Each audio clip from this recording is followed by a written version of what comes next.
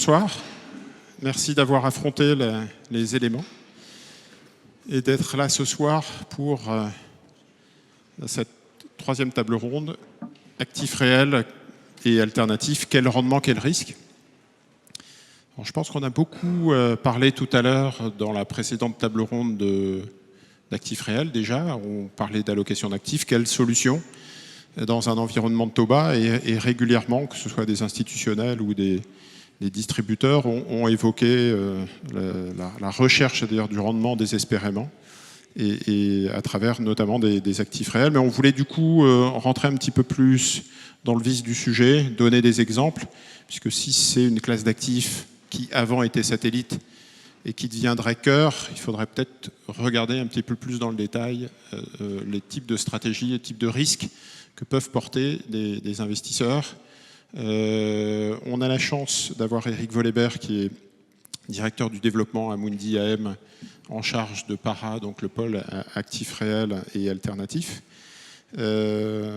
Christian Cacciatolo qui est président de l'UNEP et fondateur de Sofidi va nous rejoindre. Malheureusement il est souffrant, il a eu un problème au pied et donc vous connaissez les problèmes pour trouver un taxi dans Paris, donc clopant, il nous rejoint.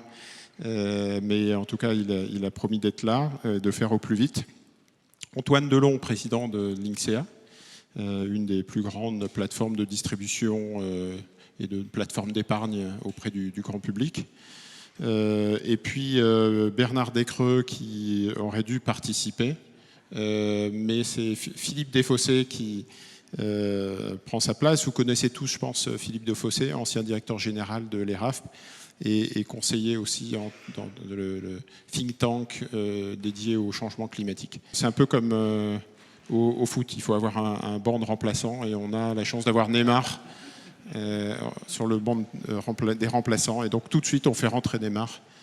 Et Christian Cacciatolo va nous rejoindre tout de suite.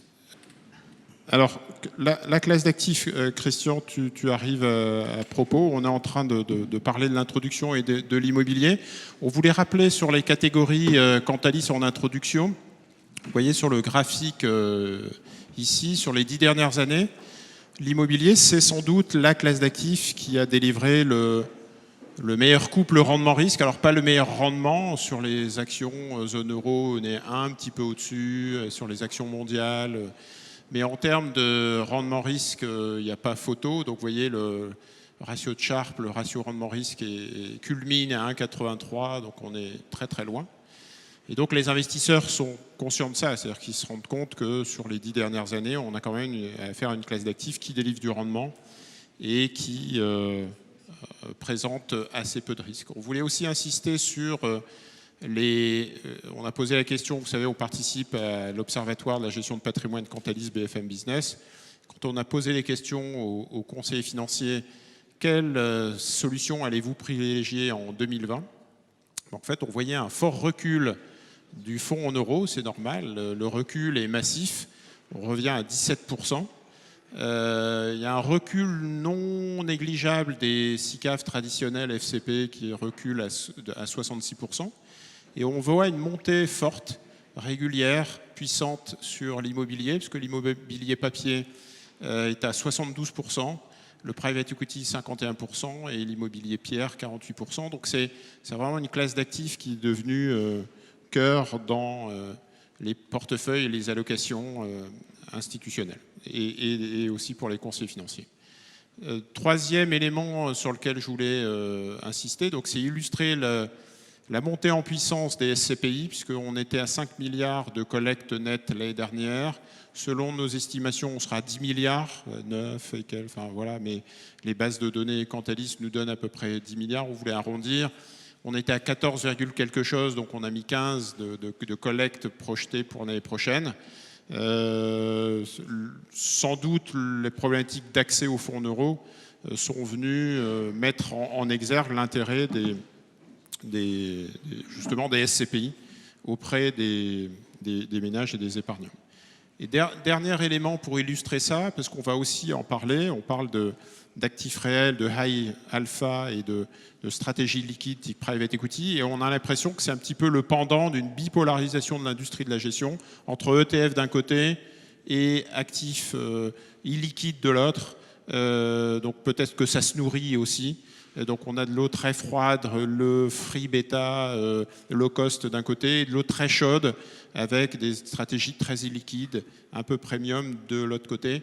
Et donc des investisseurs qui sont un petit peu écartelés entre ces deux mouvements. Et je voulais insister sur le fait que depuis septembre 2019, sur le marché américain, le poids des actifs gérés sur les ETF a dépassé le poids des actifs gérés sur les fonds traditionnels à 4,3 trilliards de dollars sur le marché américain. Voilà un petit peu l'illustration pour lancer les débats. Alors Eric, peut-être rappeler quelques chiffres et rappeler cette montée en puissance des actifs réels dans les allocations. Oui, merci Jean-François. On pourrait par exemple citer les chiffres de Preqin. Preqin qui est le leader mondial dans la fourniture de données sur les marchés alternatifs. Donc ça complète très bien le travail de Cantalis. Donc d'après Preqin, qui a un angle vraiment institutionnel, les alternatives pèsent à peu près 8500 milliards dans le monde. Les prévisions font que d'ici 4 ou 5 ans, ces 8500 milliards de dollars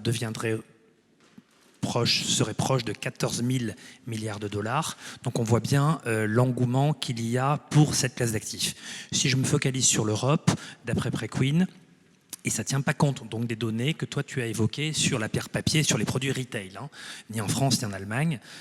D'après notre partenaire Preqin, les actifs alternatifs pèseraient de l'ordre de 1600 milliards en Europe.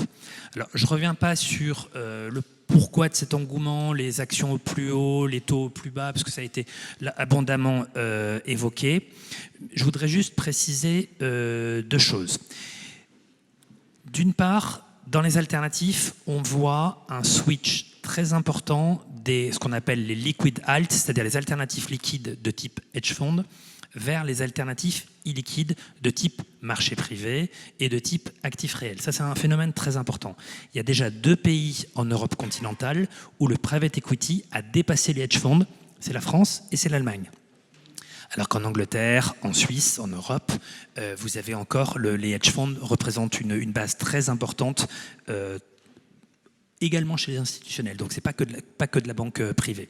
D'accord. Donc, ce premier switch des liquid alt vers les illiquid alt est un phénomène important. Deuxièmement, je voulais insister sur un point, ce qui est dans le pourquoi choisit-on des alternatifs. On parle beaucoup de la prime d'illiquidité qu'apporterait ce type de classe d'actifs. Je dirais oui, la prime d'illiquidité existe, elle n'est pas toujours facile à mesurer. Si je prends l'exemple du private equity, tous les gérants de private equity qu'on rencontre sont tous premier quartile. Donc c'est ça qui est génial dans cette activité, c'est que tout le monde est premier quartile. Après, quand on rentre un petit peu dans le détail, on voit que on n'a pas la même définition du premier quartile. Mais au-delà de la prime d'illiquidité, ce qu'on aime en fait dans ce type de classe d'actifs, c'est la capacité à pouvoir créer de la valeur sur l'actif lui-même. D'accord ? C'est un phénomène qui est très important. C'est-à-dire qu'avec des actifs illiquides, avec les marchés privés, avec les actifs réels, on va pouvoir travailler sur le sous-jacent. Mais travailler sur le sous-jacent, ça veut dire qu'on va évoquer un risque qui est nouveau, qui est évidemment le risque, on appelle ça idiosyncratique, le risque spécifique à une classe d'actifs. Tu as parlé des ETF tout à l'heure. Je voudrais juste faire une petite comparaison, mais que tout le monde soit à l'aise. Quand vous achetez un ETF MSCI World, il y a à peu près 1600 composantes dedans. Donc par définition, vous n'allez pas chercher à apporter de la valeur sur les composantes de l'ETF. Quand vous achetez un fonds de private equity, il y aura peut-être 15 investissements à l'intérieur. Donc déjà, ça va être plus facile. Sur un fonds immobilier, il pourrait même être encore plus concentré que ça. Donc le risque idiosyncratique le risque spécifique à la classe d'actifs est très important dans les marchés privés et les actifs réels. Et c'est ça qu'il faut avoir en tête, c'est de se dire, ok, j'ai d'un côté une classe d'actifs qui se développe de manière très forte, il y a un alignement de planètes qui est absolument ahurissant, mais d'un autre côté, ça fait apparaître de nouveaux risques. Ils ont été évoqués pendant la classe d'actifs précédente. Le premier, c'est évidemment le manque de transparence. D'accord ? Et Olivier Mareuze l'a très bien dit. Quand il dit l'avantage du côté, c'est que c'est transparent. Oui, donc le revers de la médaille sur le private equity et les marchés privés, c'est évidemment l'absence de transparence. Donc, cet engouement, c'est une très bonne chose. Le développement de cette classe d'actifs, c'est parfait, mais attention aux nouveaux risques qui arrivent, les nouveaux risques de liquidité, les nouveaux risques de transparence, voire de mauvaise compréhension de la performance. De valorisation. Quand on est base de données Cantalis, c'est un peu compliqué d'identifier les différentes valorisations. Valoriser un SCPI, valoriser un OPCI, valoriser un FCPI, FCPR, etc. Enfin, donc on va petit à petit être obligé de rentrer dans le détail ou standardiser avec le développement, la maturité de ces stratégies. Et ça, c'est un point qui est essentiel. Soit on se retrouve en phase d'institutionnel, comme Philippe. Philippe avait des équipes qui faisaient des travail de due diligence très très poussé, et donc il n'avait pas de problème pour maîtriser ce type de classe d'actifs. Après, quand on se retourne du côté du retail, ça peut être beaucoup plus compliqué. Jean-Luc Delsol l'a très bien cité tout à l'heure. Il a dit, mais c'est trop long, c'est trop compliqué. Et alors je me dis, je regarde un petit peu ce qui a pu se passer en Grande-Bretagne avec certains changements réglementaires qui ont impacté le Conseil. Et je pense qu'Antoine Delon pourra en parler tout à l'heure. C'est de dire, attention, soit je suis en train de vendre des actifs réels, des marchés privés à une sphère, par exemple, de type Wells, banque privée, c'est-à-dire des clients à qui je vais pouvoir passer du temps, expliquer ce qu'est que le mode de calcul d'une SCPI, c'est pas le mode de calcul d'une OPCI, c'est pas le mode de calcul c'est pas un TRI, c'est pas une valeur de marché, c'est pas une NAV, etc. Mais si je suis dans le domaine du mass affluent, on voit bien qu'il va y avoir un besoin de pédagogie de la part de toutes ces plateformes qui sont en train d'occuper le terrain et tout en sachant très bien que, je veux dire, c'est une autoroute pour elles. D'accord. Alors, on va avancer avec Philippe je crois qu'il y a plusieurs micros, voilà. On va avancer avec Philippe justement sur cette notion de un peu investissement peut-être par éviction plus que par conviction, puisque quand on est institutionnel et qu'on voit les primes de risque écrasées, j'ai des taux à 0% négatifs, il faut quand même que j'ai une adéquation actif-passif, et donc il n'y a pas de martingale, il faut que j'aille m'investir. Encore faut-il avoir l'illiquidité pour avoir le confort et la possibilité d'aller s'investir sur ces classes d'actifs. Comment on perçoit justement cette gestion, j'allais dire un petit peu contrainte par éviction, parfois plus que par conviction, d'être contraint d'investir en private equity, en immobilier, en infrastructure? Alors, tout d'abord, je voudrais faire deux petits correctifs par rapport à ce que tu as dit et à la présentation très sympathique, mais beaucoup trop que tu as faite. Certes, j'ai joué au foot, mais je jouais derrière et même dans mes rêves les plus fous, je ne me serais jamais comparé à Neymar. Ça, c'est la première chose. Plus sérieusement, AIGCC n'est pas un think tank, c'est un groupe d'investisseurs institutionnels et de gestionnaires qui se réunissent pour voir comment traiter et apporter des réponses aux défis du changement climatique. Et ces 162 membres d'AIGCC gèrent 26 trillions d'euros, 26 000 milliards d'euros. Donc ça, je dis ça parce que ça explique présenter disons que ça explique aussi que mon point de vue sera évidemment très biaisé à partir de l'expérience institutionnelle. Alors, sous le bénéfice de ce que je viens de dire, et rebondissant sur des choses qui ont été dites aussi lors de la précédente table ronde, je pense qu'on a à traiter une difficulté très, très gravée dans l'esprit de nos compatriotes, et pas seulement du régulateur, qui est la confusion entre la volatilité et le risque. Alors, je m'explique. Un investisseur n'investit jamais que par rapport à l'obligation qu'il a de couvrir un engagement qu'il a souscrit. Soit par rapport à lui-même, s'il prépare sa retraite, en quelque sorte, je veux avoir tel revenu, soit par rapport à des clients ou des cotisants. Donc je suis un fonds de pension, j'ai des gens qui vont commencer à cotiser, pour certains à 20 ans, et auxquels, à chaque fois que je reçois une cotisation, je délivre la promesse de leur payer une retraite dans 42, alors peut-être bientôt 45 ans, et encore pour une bonne vingtaine, voire 25 ans. Donc, si les mots ont un sens, alors c'est vrai que c'est compliqué actuellement, parce que parfois on emploie des mots sans bien maîtriser leur sens. La retraite, c'est de la rente viagère, normalement. Après, on peut avoir de la retraite adaptée, mais la retraite, normalement, c'est un revenu viager. Pourquoi ? Parce que, précisément, un individu n'est pas capable, nous ne savons ni le jour ni l'heure, et un individu n'est pas capable d'optimiser, c'est-à-dire d'accumuler le patrimoine et de le consommer de façon à ce qu'il meure juste le jour où il ne lui reste plus rien. Son risque, c'est de survivre à ses actifs ou au contraire de mourir. Donc, par définition, il faut une mutualisation. Donc, lorsque vous avez des gens qui gèrent des vrais produits retraite, ils ont par définition une capacité à investir à long terme. Alors, ce qui est dommage, c'est que bien qu'il y ait pas mal de ces animaux, il y en a plus en dehors de nos frontières que chez nous, mais chez nous, il y a quand même des contrats d'assurance vie qui, pour certains, portent une option cachée au passif, mais malgré tout, il y a quand même une certaine duration. Mais à l'étranger, vous avez des vrais fonds de pension ou des fonds de retraite préfinancés. Eh bien, la réglementation continue de mettre un signe égal entre volatilité et risque. J'ai pris un exemple, le Black Monday de 1987, que les plus anciens dans cette salle ont connu, moins 23% de baisse des cours. Moins d'un an après, on était revenu à ce niveau, au niveau de cours. Alors c'est sûr que quand vous voyez ça, ça fait un choc.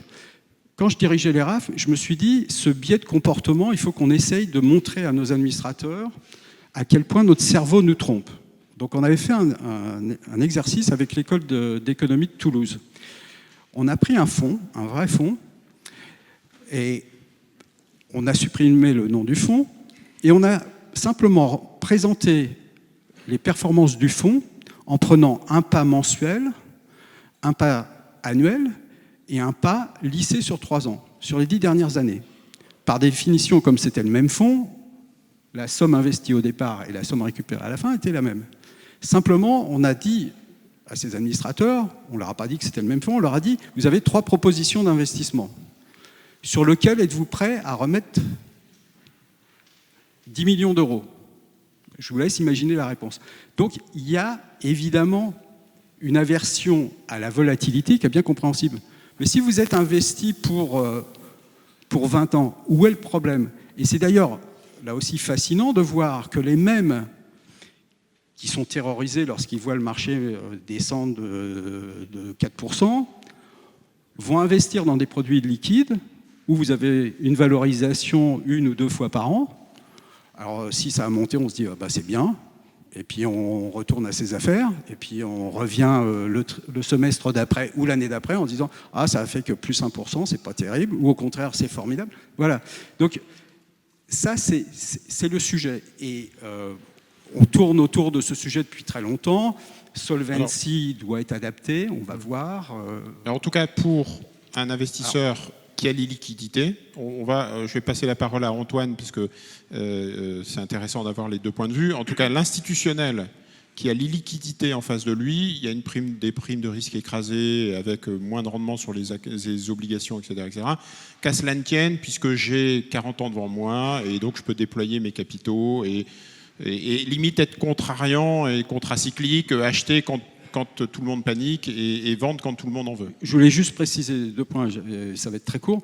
Si vous regardez 2 des plus gros investisseurs au monde, NBIM, le fonds norvégien, et GPIF, le fonds japonais, l'allocation action côté non côté, c'est plutôt côté en l'occurrence, c'est 70% dans le cas de NBIM, 50% dans le cas de GPIF.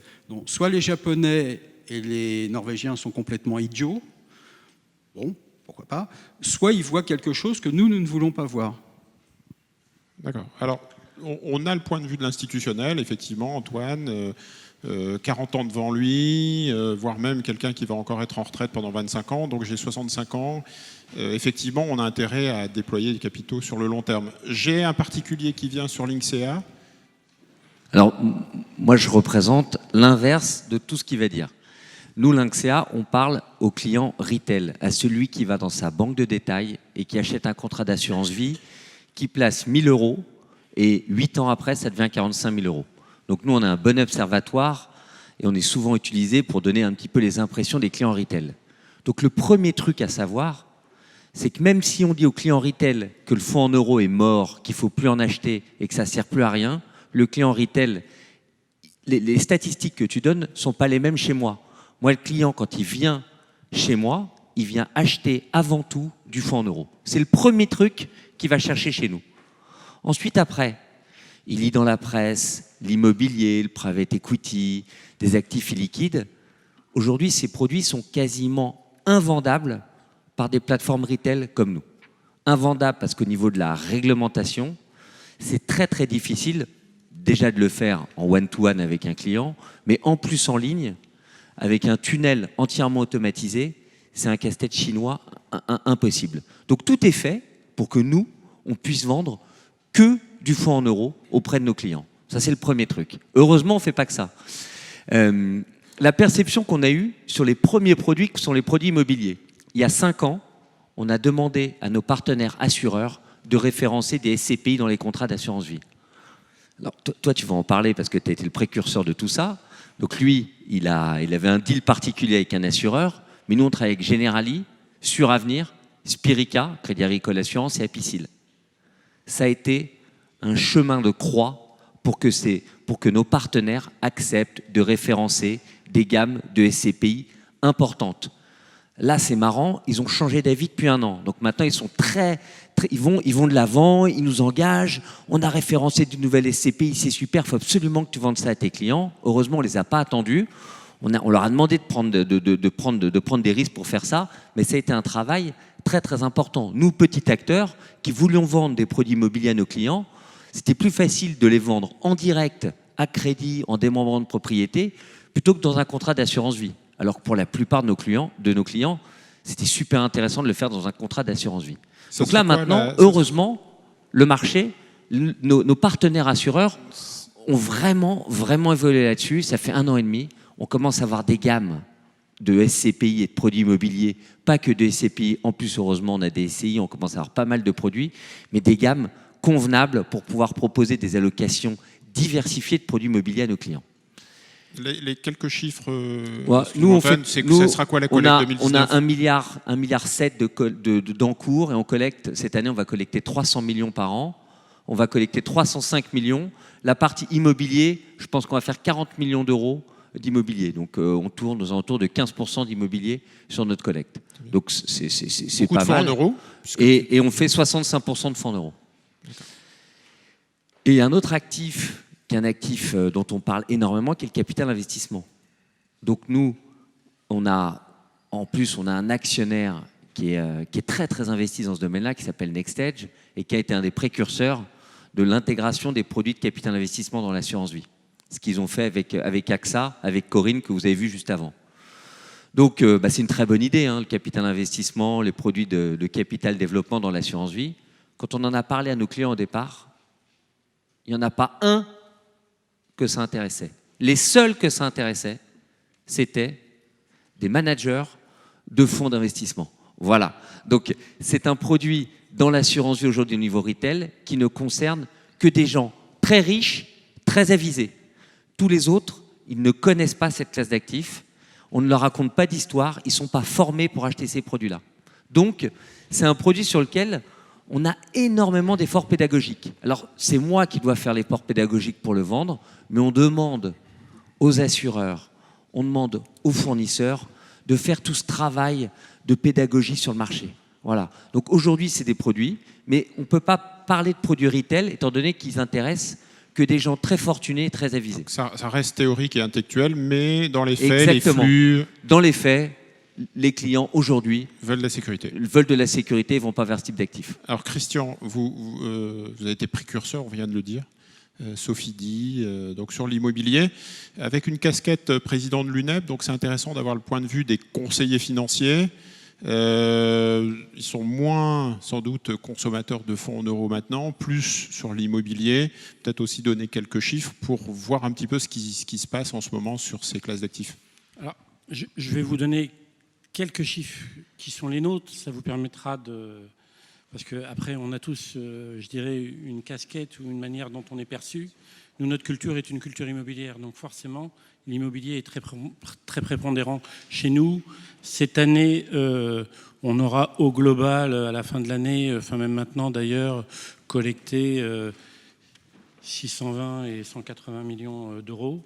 Et sur les 620 et 180 millions, on peut dire qu'il y a 720 qui sont de l'immobilier.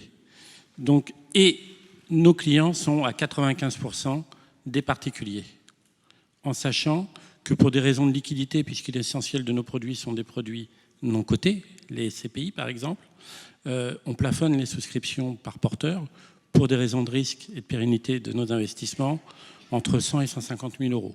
Donc vous voyez le travail qui est effectué. Donc voilà, vous vouliez quelques chiffres.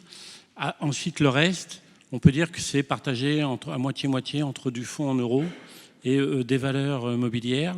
Mais ça, c'est essentiellement fait puisqu'on cherche absolument à se mettre ou à aider les conseillers en gestion de patrimoine qui travaillent avec nous ou à les soutenir. Et on travaille essentiellement, donc c'est pour ça que je suis là, avec Cantalis, qui nous fournit des outils d'allocation d'actifs qui permet de voir qu'on a autre chose à faire sans altérer le risque ou la volatilité pour avoir un petit peu plus de performance et de liquidité, puisque l'immobilier, par définition, n'est pas un produit liquide au départ.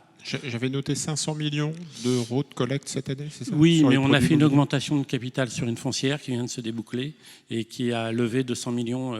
Ça a été bouclé la semaine dernière. Donc c'est quand même significatif. C'est significatif. Alors si vous m'autorisez, je suis arrivé, j'ai vu un slide. Quand vous dites l'immobilier, c'est une classe d'actifs qui depuis 10 ans, je dirais, surperforme entre guillemets le rapport risque-rentabilité. Je pense que l'immobilier est un terme trop générique. Parce qu'il y a 15 ans, c'était, on va dire, l'immobilier de bureau. Il y a 25 ans, c'était l'immobilier de bureau. Il y a 15 ans, c'était l'immobilier commercial. Aujourd'hui, c'est plutôt l'immobilier alternatif et l'immobilier de bureau au détriment de l'immobilier commercial et au détriment et au profit, par exemple, de ce que nous, on appelle dans l'immobilier alternatif la boutique du dernier kilomètre ou les data centers. La boutique du dernier kilomètre, ce n'est ni plus ni moins que, on le vit avec la grève, ce qui fait le bonheur des internautes qui ne pouvant plus, aller dans les supermarchés ou dans les boutiques, commandent de chez eux. Mais ce qu'ils veulent, la grosse bagarre, c'est d'être livré immédiatement. Et pour être livré immédiatement, il faut qu'il y ait un entrepôt de proximité. Mais pour gérer cet entrepôt, il faut des data centers qui soient capables de gérer ce qu'on appelle le big data et qui donc développent non pas que de l'immobilier, mais les services qui accompagnent. Vous n'êtes pas en train de dire que les grèves pénalisent le commerce traditionnel et favorisent les plateformes Internet anglo-saxonnes quand même? Alors, ils le pénalisent, mais ils le pénalisent au détriment des habitudes de la consommation qu'on a de l'immobilier. Parce que quand on parle d'immobilier, et c'est là où je voulais en venir, de quoi parle-t-on? Donc, immobilier avec un S, même immobilier alternatif. Donc, les conseillers financiers ont des produits aujourd'hui, donc vous les orientez en tout cas vers des produits moins cœur Paris, Haussmann, périphérie de Paris, sur ces produits sophistiqués. On ne les oriente pas, mais on se rend compte que la qualité d'un fonds immobilier, quelle que soit sa nature juridique ou sa structure juridique, que ce soit une SCPI, un EPCI, une foncière cotée, une SCI, un produit structuré basé sur de l'immobilier, sa première caractéristique ou sa valeur ajoutée, c'est qu'il permet d'accompagner les changements d'habitude de consommation de l'immobilier. Pour caricaturer le schéma, quand on achète un bien immobilier à titre individuel, on peut faire une super opération, mais vous parliez d'horizon de placement. Acheter de l'immobilier, ça coûte cher, parce qu'il y a des frais. C'est un investissement à long terme avant de pouvoir l'amortir. La valeur d'un bien immobilier est calculée sur le cash flow qu'il génère, d'accord? Et donc, du coup, quand on achète un bien unique, on prend un risque qui est essentiellement lié à l'emplacement. Quand il est immobilier, le premier, critère, c'est l'emplacement, l'emplacement, l'emplacement. C'est vrai, et c'est l'emplacement qui va déterminer quelle va être la qualité du locataire. Et la qualité du locataire va déterminer quelle est la rentabilité, et le vrai risque va être le risque de contentieux avec le locataire ou de défaillance du locataire. Par contre, lorsqu'on l'achète au travers d'un fonds, on va mutualiser ce risque à tous les niveaux. C'est-à-dire qu'historiquement, vous prenez une SCPI, je vais parler de celle que je connais le mieux, c'est celle CI-Morante, voire FIMO. Vous achetez de l'Imorante il y a 30 ans, elle a le même nom qu'aujourd'hui. Il y a 30 ans, c'était 99,5% de la petite boutique de centre-ville, 100% Île-de-France. Aujourd'hui, ce n'est que 55% de centre-ville, avec 18% à l'étranger. Le reste, c'est du bureau. c'est du tourisme, c'est de la boutique du dernier kilomètre. Et la nature ou la caractéristique d'un fonds immobilier, c'est de pouvoir, sur des produits à long terme, accompagner les changements de conjoncture sans polluer la performance Donc immédiate. un bon complément du risque ponctuel de l'immeuble, soit particulier, soit institutionnel, via un produit collectif. Mais c'est intéressant, alternative, donc des hôtels, des campings, des data centers, la logistique. De la logistique, on peut aussi avoir des résidences étudiantes dans certains Résidences pays. étudiantes. On peut même, en France, on ne veut pas d'habitation, par exemple, parce que la culture française est plutôt je dois être propriétaire.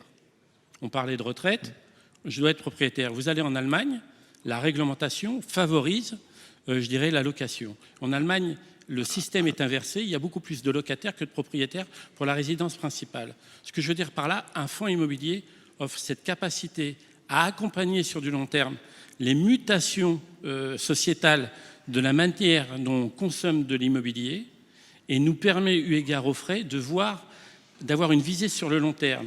Et le vrai risque sur ce sujet-là, je ne parle pas de la qualité de la gestion, je ne parle pas de la pérennité sur ce marché, etc. Le vrai risque, en fait, pour les gérants de fonds et donc pour le client, c'est d'être capable, comme ce sont des produits tangibles et qu'ils ne sont pas inextensibles, c'est-à-dire quand on a de l'argent à investir dans un bien tangible, je veux dire, il n'y a qu'un seul panier Brognard à Paris, même si c'est un investissement. C'est-à-dire qu'à chaque fois qu'on reçoit 1 euro, si on reçoit 1 euro pour acheter du titre AXA, si on reçoit des gens qui veulent acheter du titre AXA, qui mettent 1 euro ou 100 millions d'euros, ils auront la capacité à le faire et ça sera la même étude.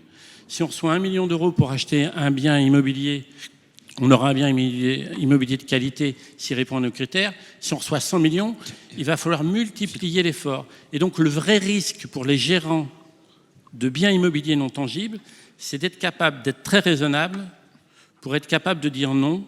Il faut que la collecte, parce qu'on a les capacités aujourd'hui, vous en parliez tout à l'heure, j'ai vu plus 48, pour moi c'est une catastrophe. Alors que notre intérêt, c'est de faire plus 48 de collecte. Pour moi, c'est une catastrophe. Je suis très bavard, mais il faut m'interrompre. C'est une catastrophe. Pourquoi? Parce que le vrai risque, c'est le risque de liquidité. Même si le produit est bien... On parlera des risques tout à l'heure avec Eric, mais peut-être une réaction, Philippe, en tant qu'institutionnel, et puis peut-être parler aussi du financement des différentes transitions technologiques, data center, écologiques. Non, mais moi, je voulais rebondir sur ce que vous avez dit. Je souscris complètement. Mais je voudrais repartir de l'exemple d'un ménage. Un ménage, en fait, il va avoir les 2 plus gros actifs qu'il pourra avoir dans sa vie, c'est sa résidence et la valeur actuelle de ses droits à retraite. Donc, consacrer un taux d'effort aussi énorme sur une période aussi longue pour détenir un actif sans aucune diversification, d'un simple point de vue de rationalité financière, c'est quand même quelque chose qui mériterait réflexion. Or, on prend pour acquis que ce qui est le mieux collectivement, c'est la propriété privée. Alors, bon, sans remonter à Guizot, on voit bien l'idée qu'il y a derrière. C'est que quand les gens sont propriétaires, ils ont tendance à être un peu plus conservateurs que le reste. Mais d'un point de vue économique, je pense que ça mériterait vraiment d'être regardé. Alors pourquoi je dis ça? Parce que je pense que la diversification, elle est à la fois géographique, et elle est aussi temporelle. C'est-à-dire qu'il y a des effets de vintage. Alors, c'est vrai ô combien dans le private equity, sachant qu'il y a en plus des thématiques, parce que quand on réconcilie la temporalité avec aussi les effets de mode, on s'aperçoit qu'à un moment, faut être absolument dans les renouvelables. Puis après, il faut être absolument dans autre chose. Mon point, et ça c'est un effort de pédagogie absolument énorme qu'il va falloir faire par rapport aux défis de pair, et ça c'est vraiment l'intérêt de la profession, c'est de convaincre tous les Français, notamment les épargnants, que même si la bourse a pu être appelée un casino par Keynes, eh bien justement c'est le contraire, on ne fait pas all-in. Les gens qui le font, qui disent je vais placer la valeur de mon capital, le plan d'épargne retraite. On ne va pas mettre tout son argent. Ce qu'il faut, c'est chaque année un effort de long terme qui permet de lisser. Et ça, c'est vrai pour les UC. Et c'est vrai aussi pour si on veut faire du private equity. Parce que sinon, alors là, pour le coup, encourager les gens Et ça, j'invente rien, le gouverneur de la Banque d'Angleterre a quand même dit que l'un des plus gros risques qu'on avait devant nous, c'était le risque de liquidité, c'est-à-dire à promettre une forme de liquidité en investissant dans des actifs qui sont illiquides.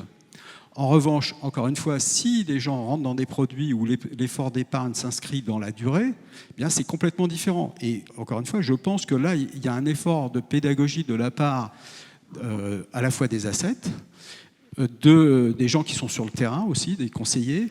Et c'est vrai que c'est compliqué, parce que tout va en sens contraire, y compris la presse institutionnelle.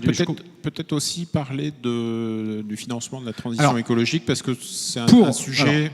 Moi, je pense qu'effectivement, l'enjeu qu'on a à la fois sur PER, à travers Pacte, la loi Pacte, et qu'on a plus largement sur les investisseurs institutionnels, c'est comment faire en sorte que de l'épargne à long terme, du capital patient, soit enfin envoyé là où on en a besoin, c'est-à-dire pour financer la transition. Alors, autant il y a très peu de choses dont on est sûr dans ce bas monde, mais il y en a quelques-unes dont on est sûr. Il faudra tous se loger quand même, avoir un toit au-dessus de la tête. Il faudra toujours avoir des transports et il va falloir les rénover, il va falloir se nourrir.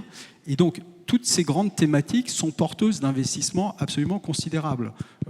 Quelle est la bonne technologie? Quelle sera l'infrastructure nécessaire pour apporter les nouveaux carburants ou l'électricité, je n'en sais rien. Mais on voit bien que c'est des dizaines de milliards. Et ceux qui peuvent apporter ça, à partir en plus d'une épargne préconstituée, et pas sur du crédit, ce sont les fonds de retraite, ce sont les assureurs vie, ce sont tous les grands institutionnels qui, malheureusement pour l'instant, ont été conduits par la nature des produits qu'ils vendaient à investir dans des produits avec ce paradoxe, c'est qu'ils faisaient de la transformation inverse. Alors, peut-être que les investisseurs de long terme, c'est pas ceux qu'on croit, c'est peut-être les particuliers. Je vais rebondir sur ce que vous dites justement sur les investissements dans les biens réels. Dans la loi Pacte, on a eu beaucoup de communication auprès des clients particuliers en leur expliquant que leur épargne ne servait à rien. Et qu'en gros, il fallait qu'ils investissent dans l'économie réelle et il fallait que leurs économies servent à l'économie réelle. Donc, cet argument-là, en fait, il ne faut surtout pas l'utiliser auprès des clients particuliers. On a fait des tests auprès de nos clients.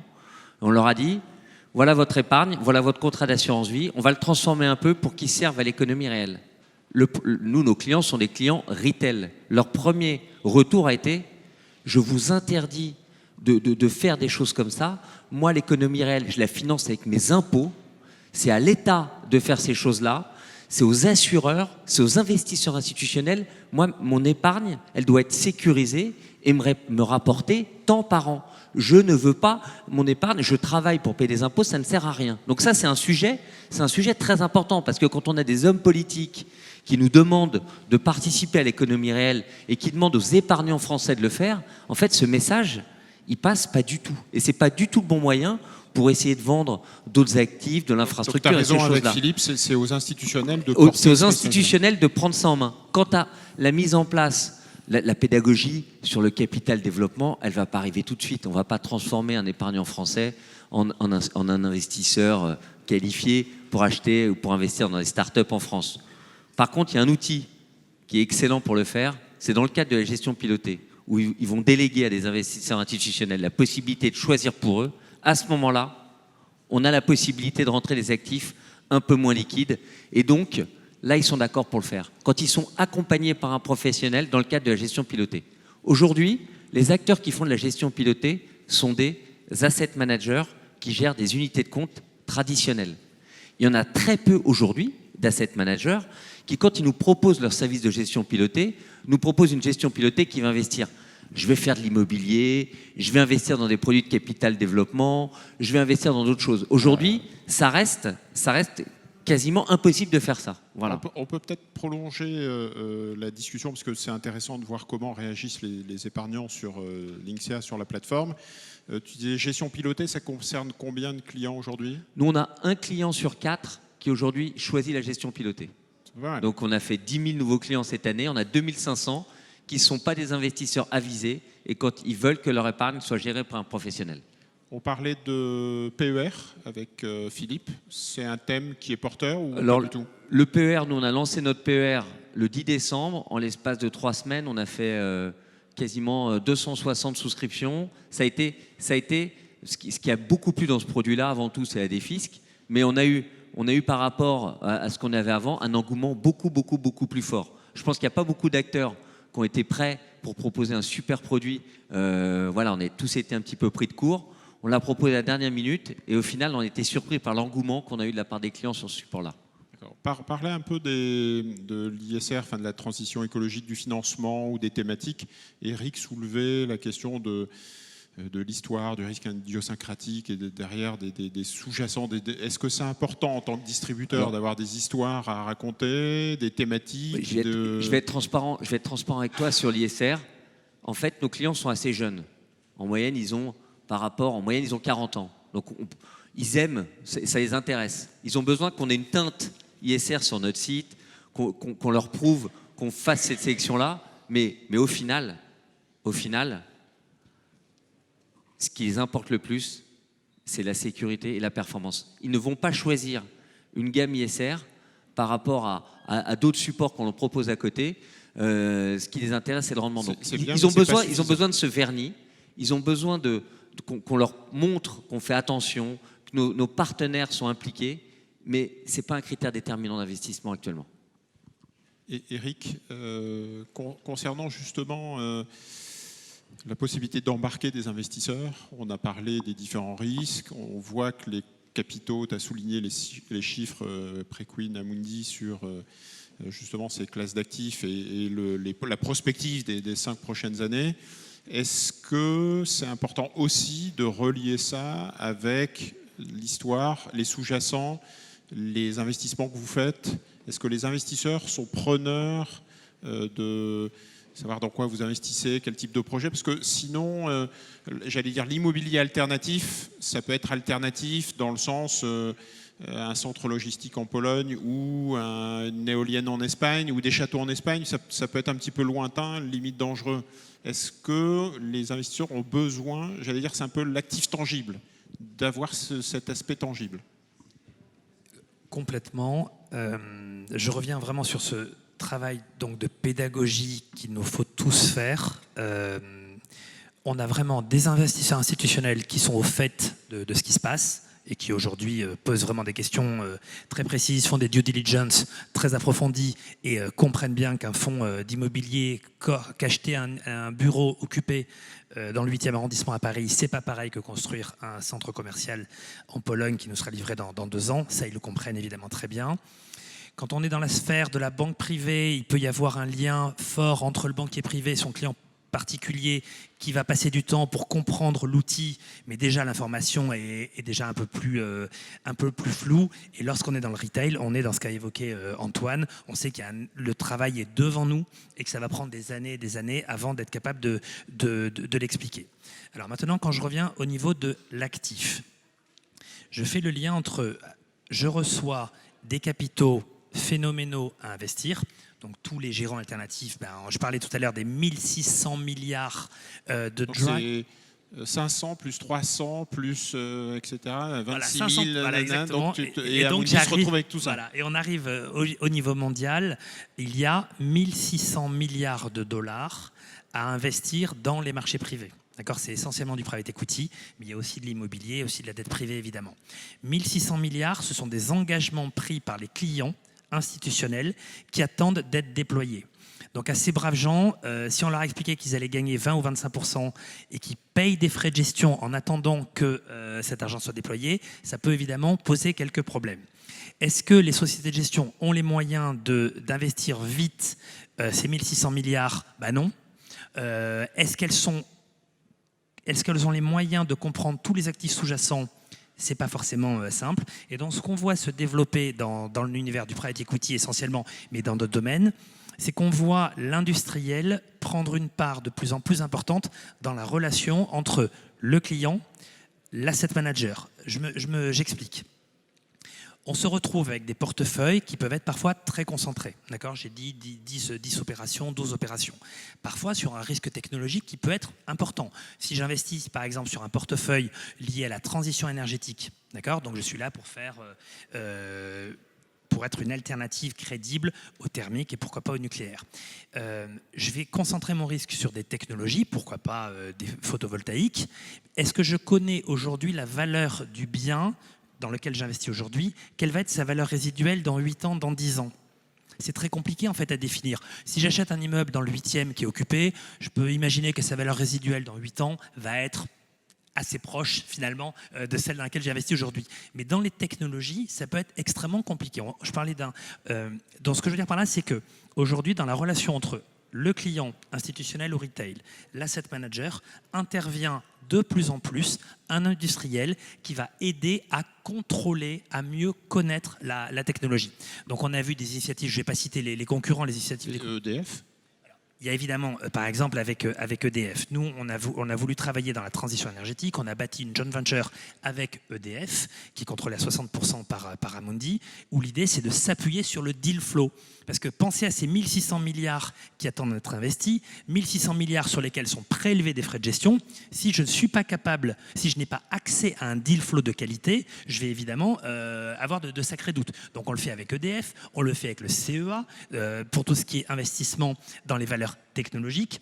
L'idée, c'est de s'appuyer sur le CEA qui a une connaissance approfondie de ces secteurs pour pouvoir créer des fonds de private equity qui vont bénéficier d'un deal flow spécifique. Mais on n'est pas les seuls. À la conférence Amundi, il y avait Corian, donc pour déployer des maisons, des EHPAD et des maisons pour seniors.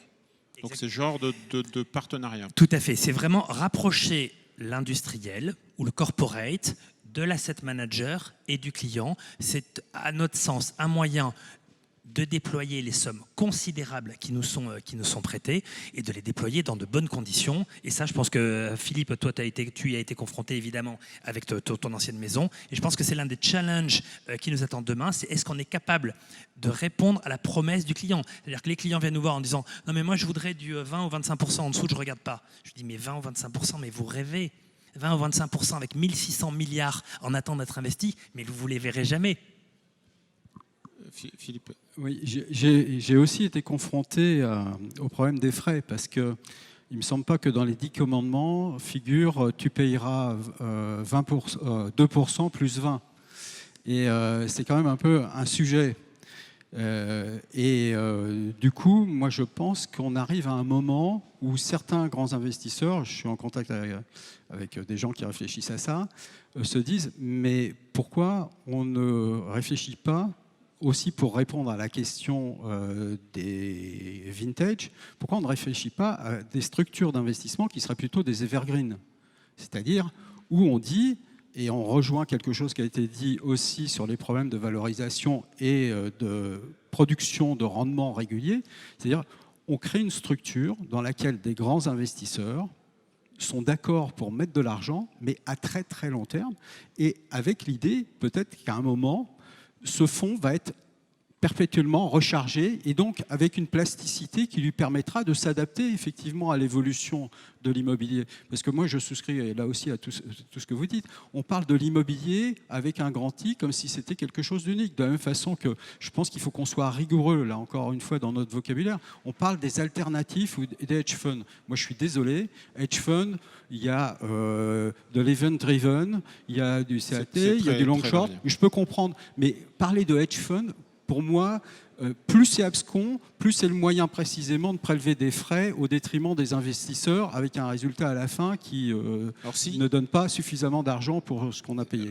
Je pose une question, Philippe, sur l'aspect un peu supranational. On parle beaucoup de Green New Deal, 1000 milliards. Est-ce que c'est le genre d'initiative en Europe qui peut orienter, qui peut permettre un financement, alors même que les taux sont négatifs dans beaucoup de pays européens? Alors, moi, je pense, avec le responsable de la recherche de State Street, on avait écrit un papier qui est sur LinkedIn. Si vous allez sur mon nom, vous le trouverez.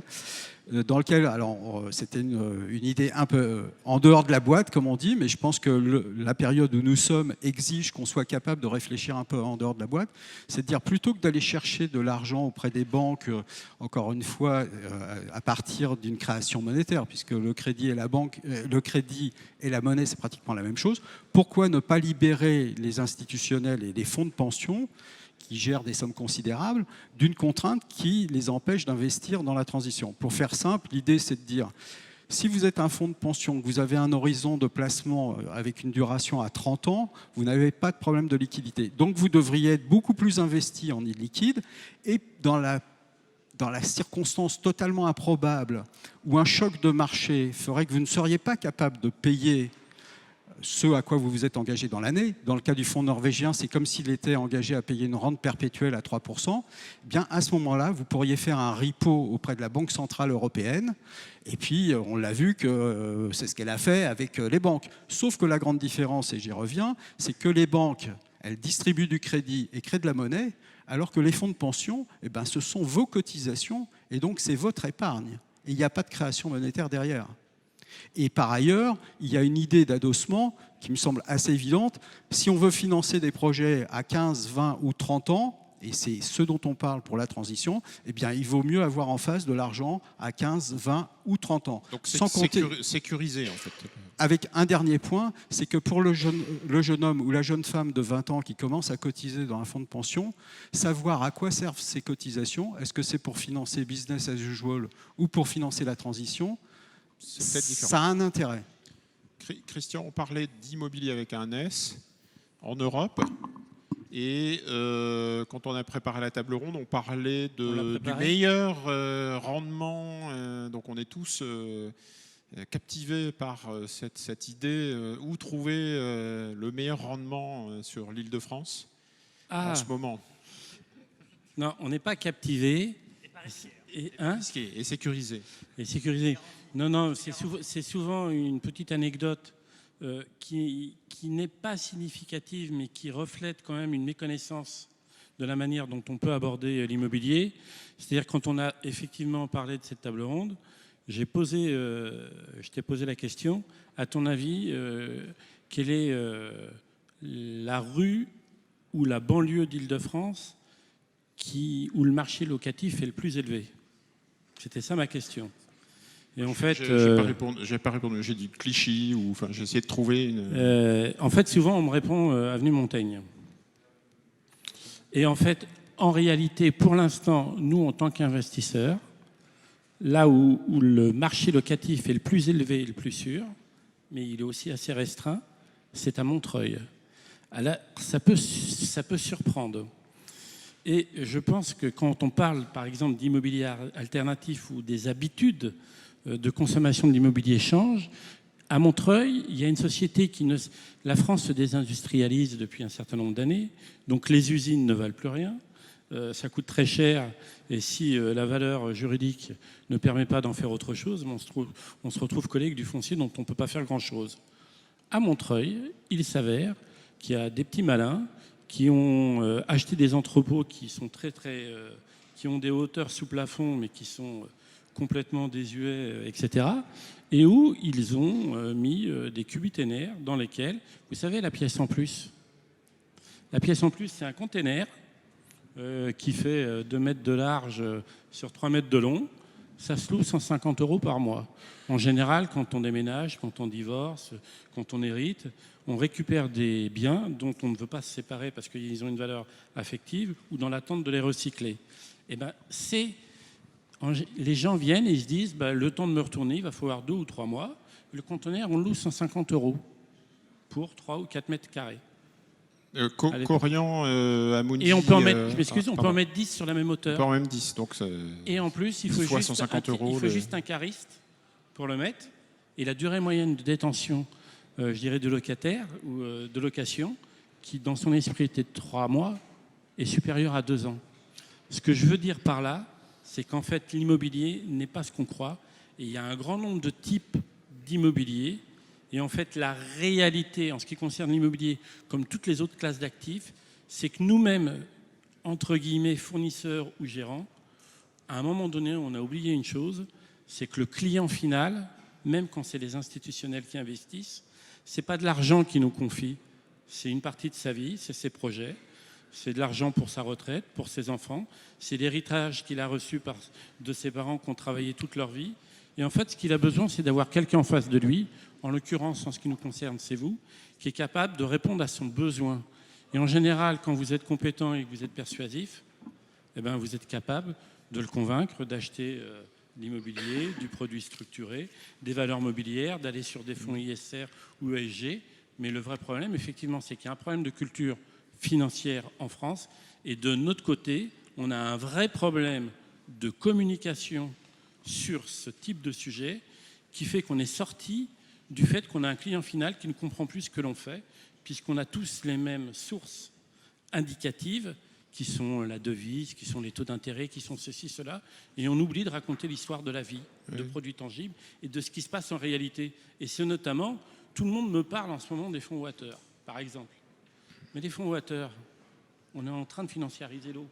Mais les fonds water, pourquoi ça marche si bien? D'abord parce qu'il y a un marché, mais en plus de ça, quand on en parle au client, il sait de quoi on parle, c'est son quotidien. Il s'identifie. Et en fait, sur la partie valeur mobilière, moi, j'y connais pas grand-chose en valeur mobilière, mais comme je fais pas mal de roadshows, comme on en fait aujourd'hui, quand j'assiste à une réunion où il y a 4 gérants de valeur mobilière, ils viennent tous avec les mêmes sources.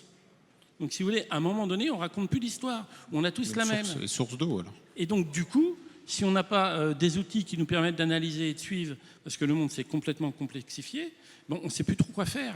Et quand derrière, il y a la réglementation ou la conformité qui nous met un coup sur la tête pour vous dire les mecs, déconnez pas, eh bien, qu'est-ce qu'on fait?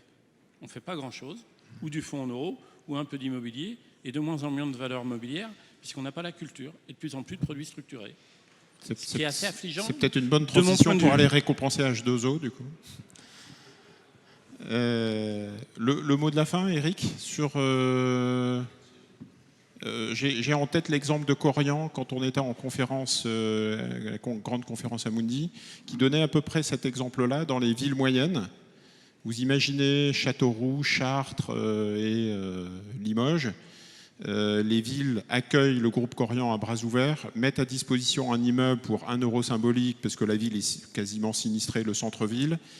Il y a un lotissement, donc une maison médicalisée pour seniors qui est gérée par Korian. Ça se loue 500 € la chambre pour une maison médicalisée pas chère.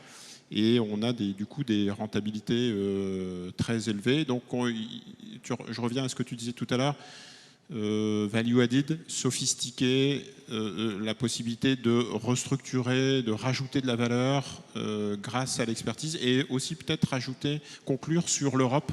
Je voudrais qu'on évoque aussi l'Europe parce que c'est pas que franco-français, c'est de plus en plus des projets européens. Oui, je serai très bref. Clairement, allez, on va appeler ça ESG, d'accord?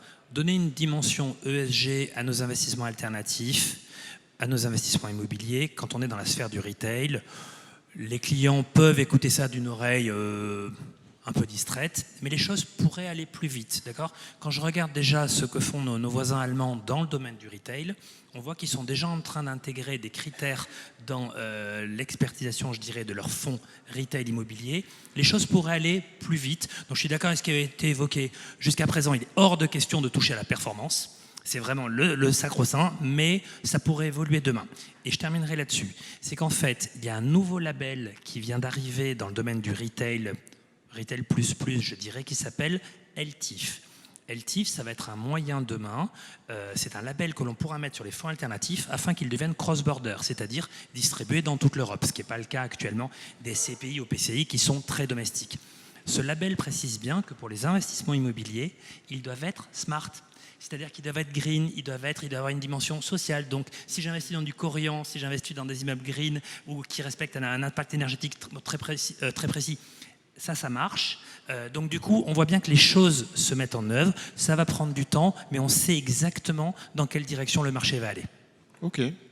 LTIF, donc ça fera peut-être l'objet du thème de l'année prochaine, la conférence Inside 2021. On parlera de ce nouveau format.